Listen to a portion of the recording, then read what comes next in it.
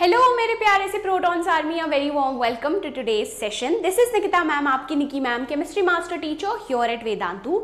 तो आज के सेशन में हम डिस्कस करेंगे which is most difficult subject in your class 10, physics या केमिस्ट्री या बायोलॉजी। तो ये सेशन के एंड में as in like comment section में मुझे जरूर बताना कि आपको कौन सा सब्जेक्ट थोड़ा सा डिफिकल्ट लगता है। Before I proceed ahead with today's session, अगर आप न्यू हो चैनल पे तो जरूर से चैनल को सब्सक्राइब कर देना। And again, this thing which is more difficult is a very subjective question. ये this can differ from person to person, as in like student to student. पहला है आपका physics, right? So first is your physics. तो physics में physics involves a lot of problem solving. तो physics में बहुत सारे numerical based questions आते हैं, conceptual differences आते हैं, calculation mistakes होते हैं student से।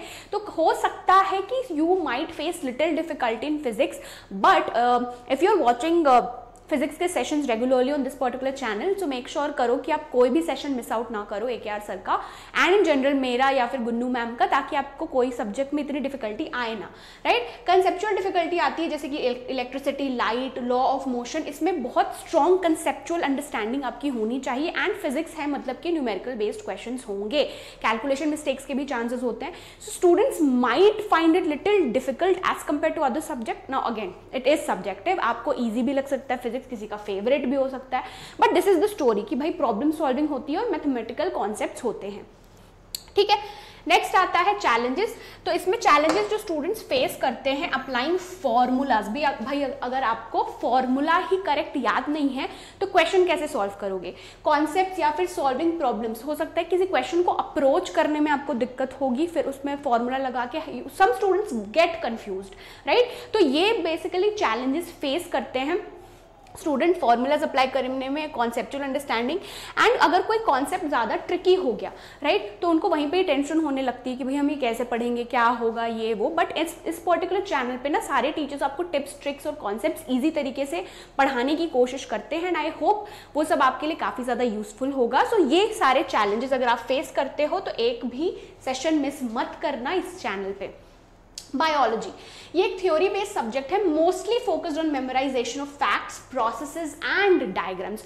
आई personally feel even I did not like biology that much, क्योंकि बहुत सारे डायग्राम्स होते हैं, लेबलिंग होती है, function, so you are reading about your whole body, right, है ना, and what are the things happening in plants, animals, humans. तो ऐसा हो सकता है कि आपको मेमोराइज ना, मतलब चीज़ें याद नहीं रहती हो, लेबलिंग आपको नहीं आती हो अच्छे से, तो ये सब चीज़ें आप फेस कर सकते हो difficulty in the subject of biology, ठीक है।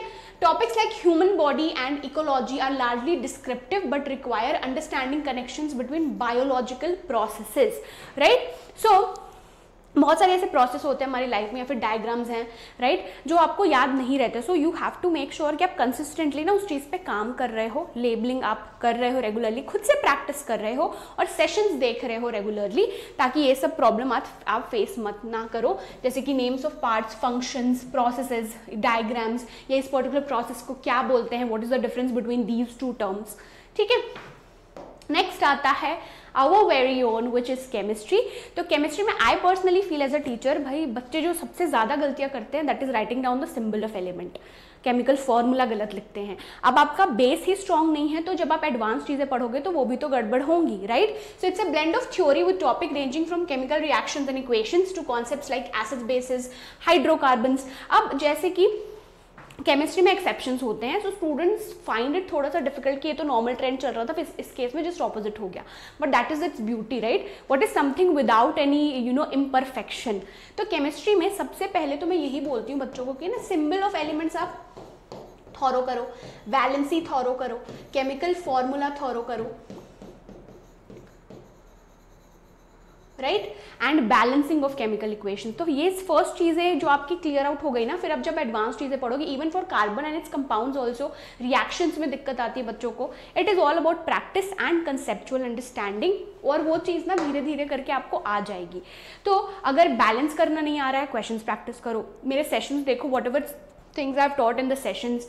अगर कोई कैलकुलेशन बेस्ड क्वेश्चन है केमिस्ट्री में, वैसे 10th में तो इतना नहीं है, बट हाँ you have to make sure कि अगर कोई ऐसा यूनिट है तो वो आपको उसकी वैल्यू करेक्ट याद हो, बैलेंसिंग सही से कर रहे हो, colour of compounds, identification of gases, ये सब का लिस्ट बना लो और मेमोराइज करो ऑन अ डेली बेसिस, क्योंकि कलर तो आपको याद अभी रखना ही पड़ेगा, राइट। तो ये सब चैलेंजेस हैं। एंड ऑल्सो सारे सेशंस जो आपको हम जो रेगुलरली ले रहे हैं वो डेफिनेटली आप अटेंड करो, आपके मिड टर्म्स के लिए और आपके बोर्ड एग्जाम के लिए यूजफुल होगा। So that is it from my side. Also आपके मिड टर्म के प्रिपरेशन के लिए हमने टेस्ट सीरीज लॉन्च किया है विच इज एब्सोल्युटली फ्री।